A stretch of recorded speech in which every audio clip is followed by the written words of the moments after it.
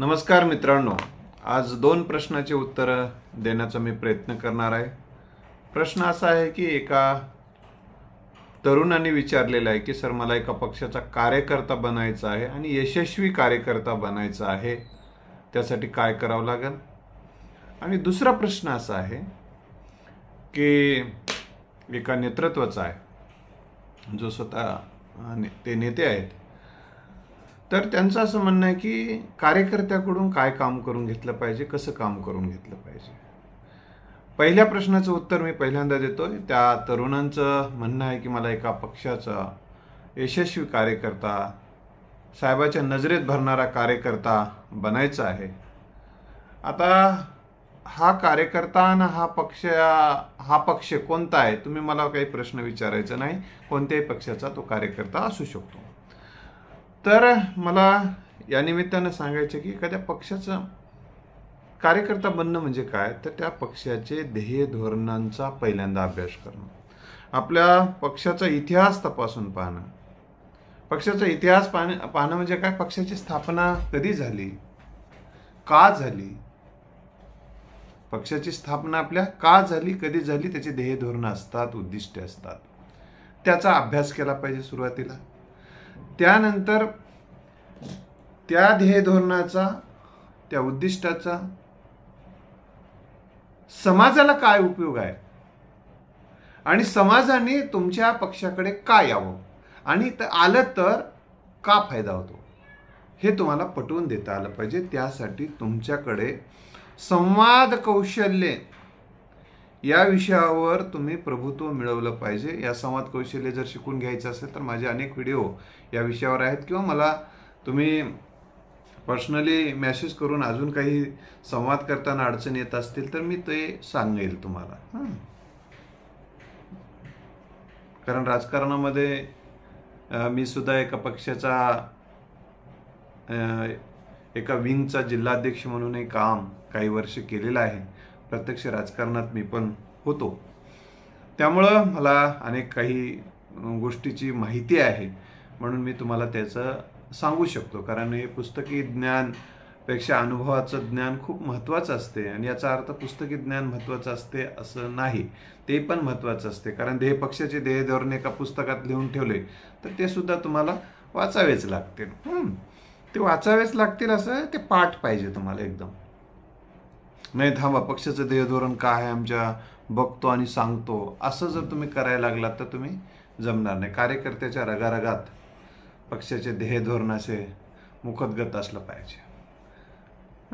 तर त्यासाठी संवाद कौशल्य कार्यकर्त्याकडे असणं गरजेचं असते। कारण तुम्ही जेव्हा एखाद्या गावात जाता तर तुम्हाला वेगवेगळे प्रश्न विचारतात, वेगवेगळे जण, आणि तुम्ही एकटे असता कधी कधी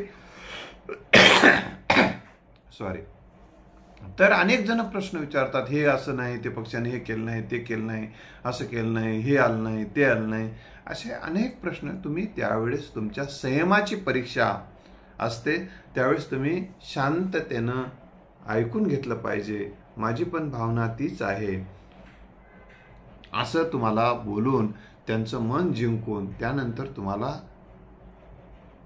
आपलं बोलणं सुरू करावं लागेल। मी बोलू का अशी परवानगी घेऊन तुम्ही त्यांना बोललं पाहिजे। आणि माझं बोलणं झाल्यानंतर अजून तुमच्या मनात काही प्रश्न असतील तर ते पण विचारू शकता। मी अगोदर तुम्ही तुमचं बोलणं ऐकले, कृपया माझं पण आपण बोलणं ऐका, आणि आपली इच्छा असेल तर मी बोलतो, आपली परवानगी असेल तर मी बोलतो, आणि आपण परवानगी द्या अशा पद्धतीची त्यांच्याकडून परवानगी घेऊन आपण बोलायला सुरुवात केली पाहिजे।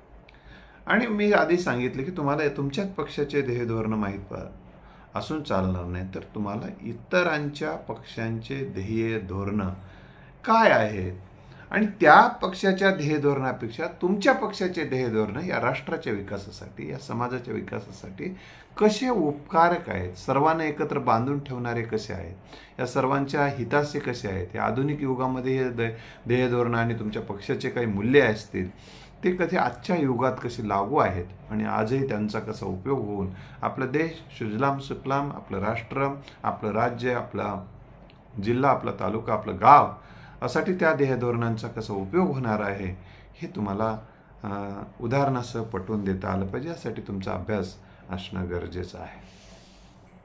तुलनात्मक पद्धतीनं सांगत असताना तुम्ही दुसऱ्या पक्षावर टीका करण्याचं काही कारण नाही.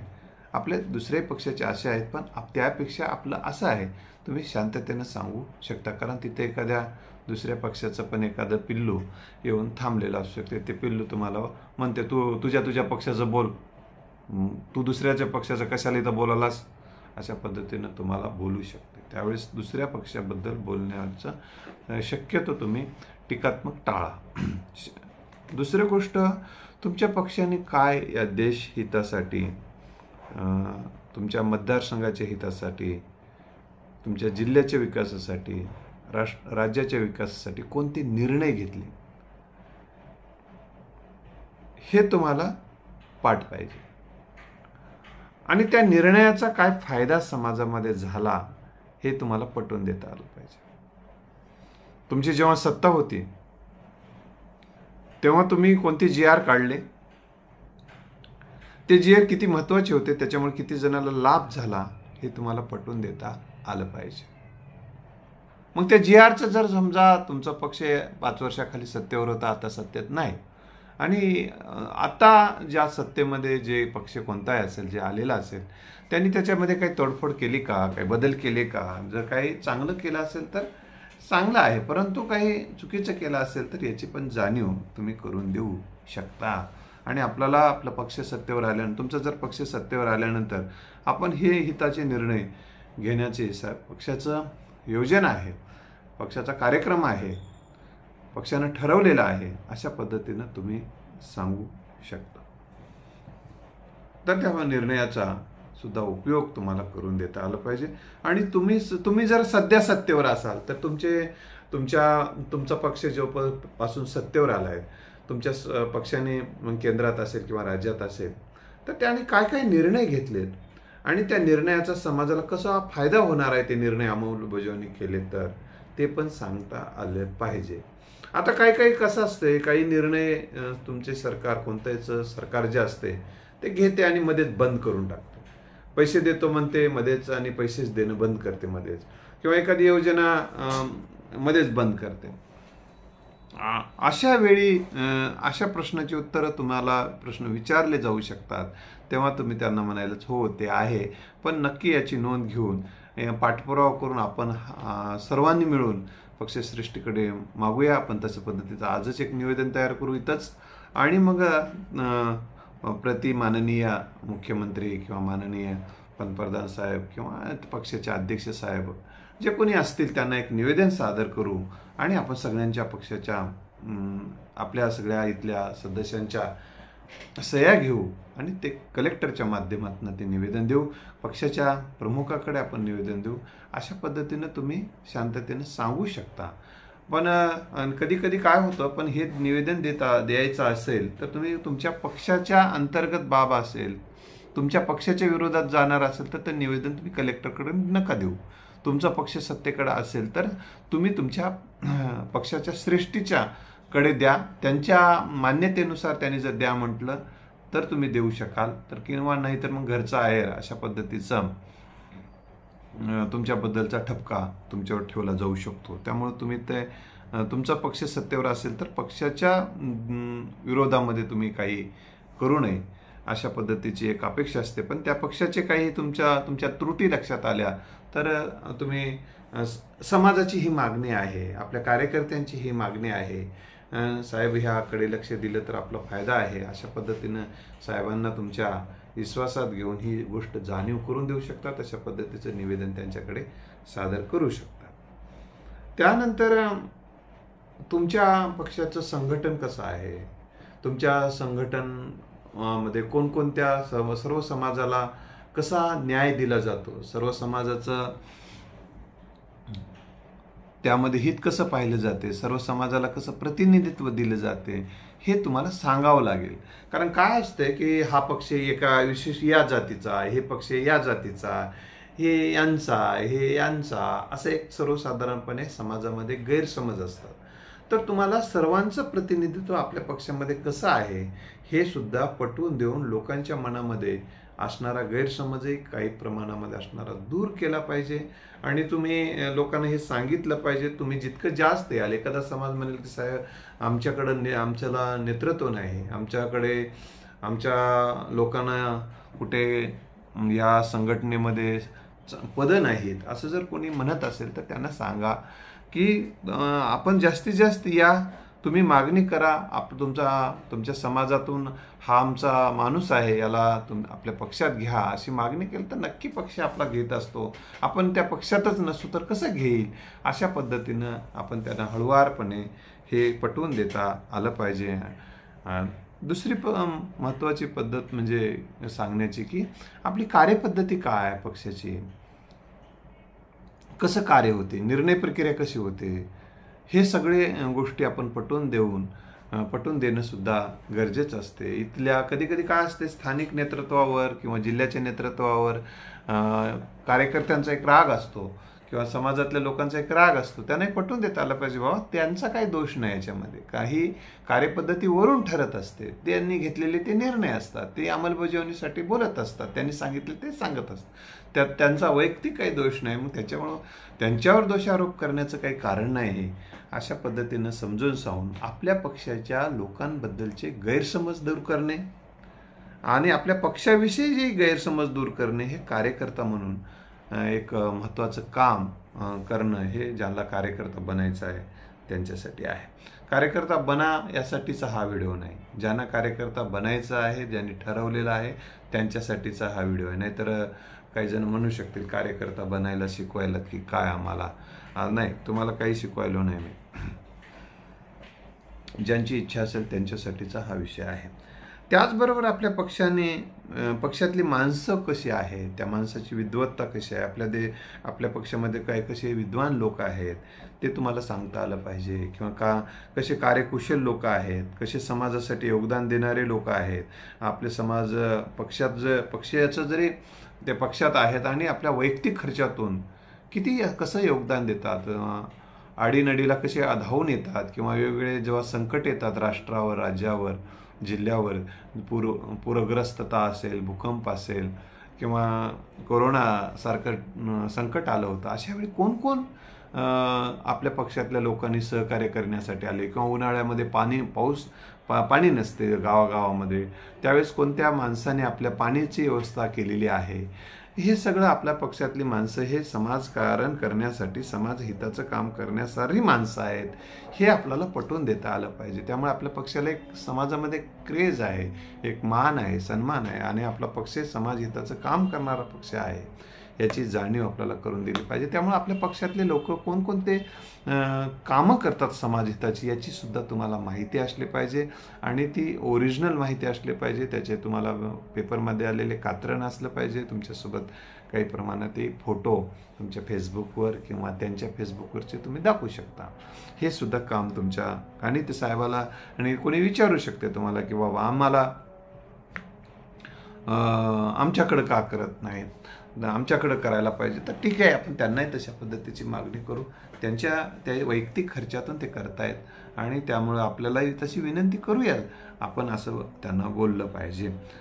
तर ह्या सगळ्या गोष्टी आहेत. आणि आतापर्यंत कोण काय योगदान दिलं, कोणकोणते निर्णय घेतले, जसे पक्षानं सांगितलं मी तसे व्यक्तीनं कोणकोणते योगदान दिलेत, आता देत आहेत आणि पुढे देण्याचे त्यांचे उपक्रम आहेत, हे सुद्धा तुम्हाला तुमच्या वेगवेगळ्या पूर्णवेळ कार्यकर्त्यासाठी आहे. हे सुद्धा तुम्हाला माहीत पाहिजे आणि ते तुम्हाला योग्य वेळी सांगता आलं पाहिजे.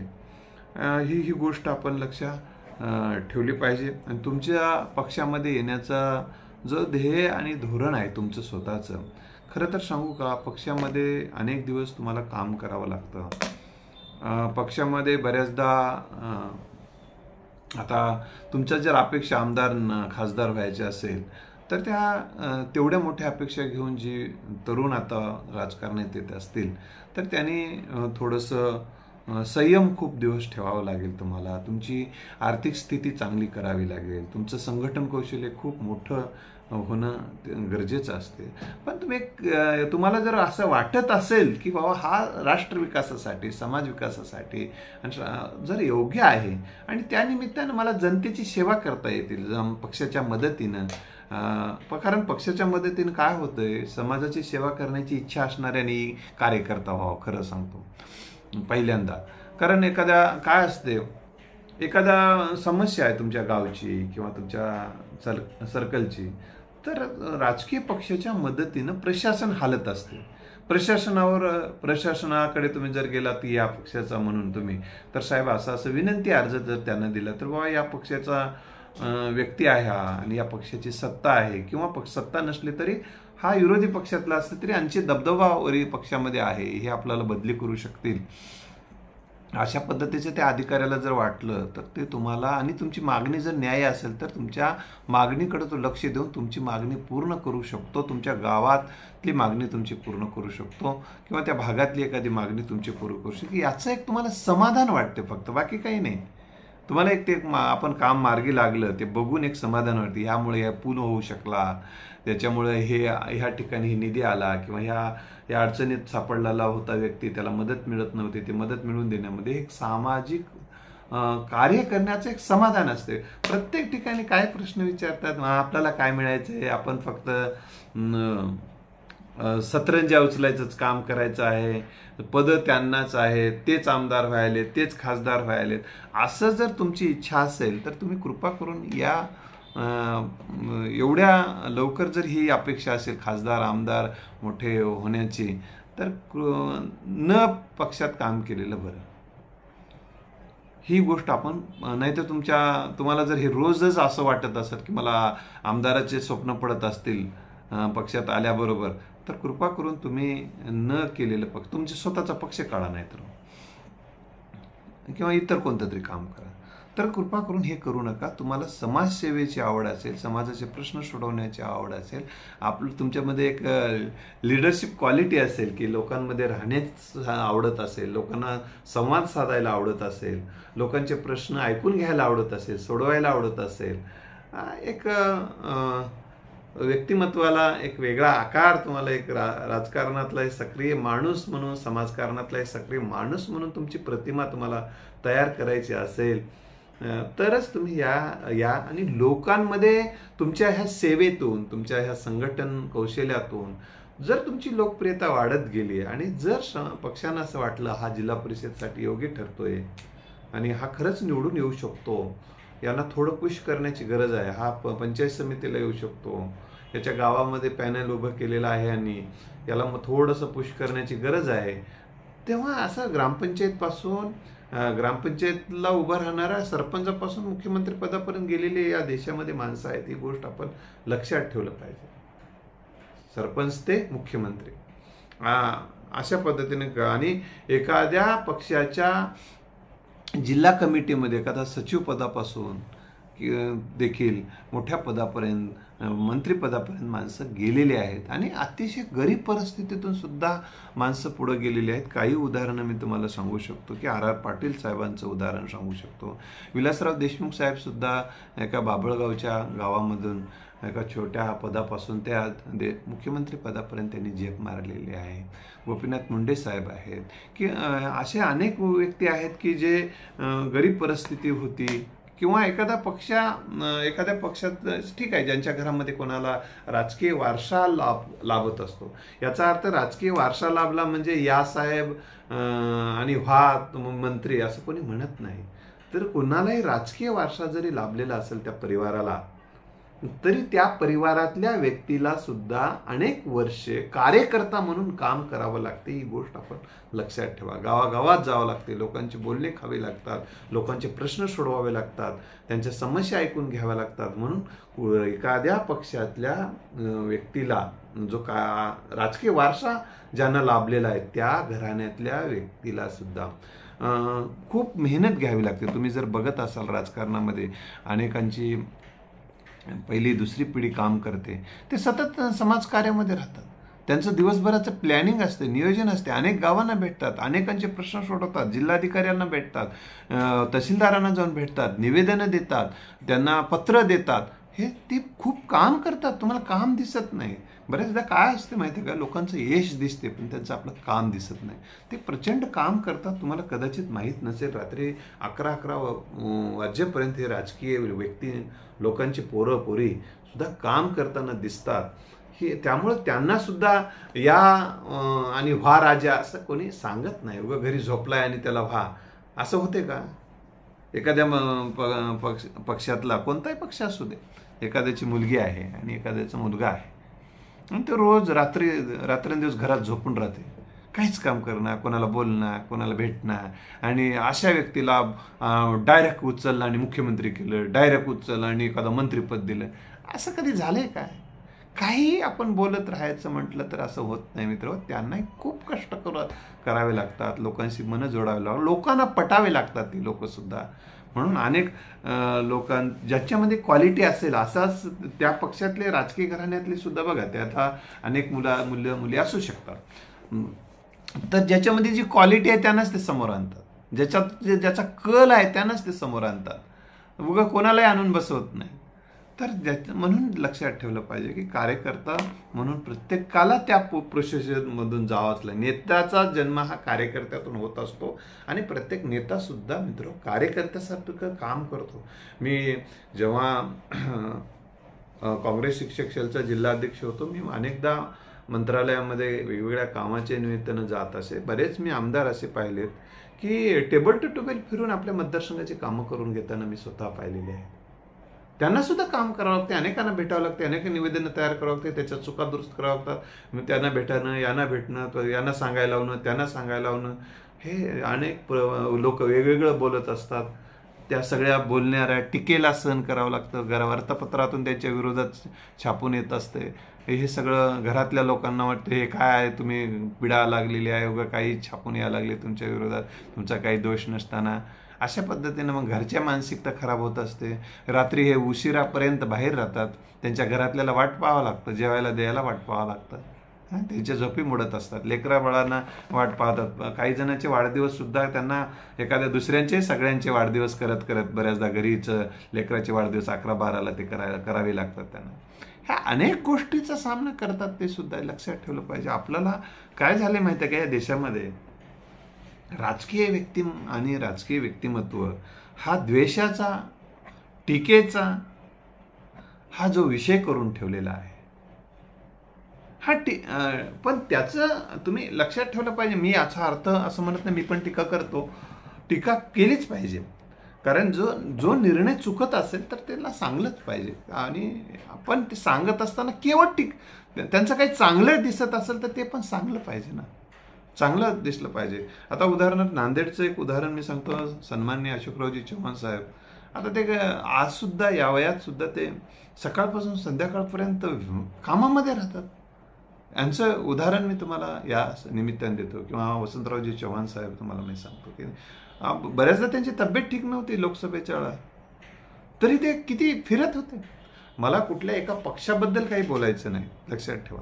मी काही उदाहरणं एवढ्यासाठीच देतो आहे की ही माणसं खरंच हे काम करत असतात. म्हणजे इतर जणांचे पण मी नावं घेऊ शकतो, काही एकाच व्हिडिओमध्ये सगळ्यांचे नावं घ्यावं असं काही अपेक्षित नाही. तर जी माणसं जी काम करत असतील त्यांना मी तुम्हाला सांगतो की हे सांगितलंच पाहिजे की पवार साहेब जे आहेत, राजेश पवारांच्या संदर्भात मी एक फेसबुकवर पोस्ट लिहिली होती.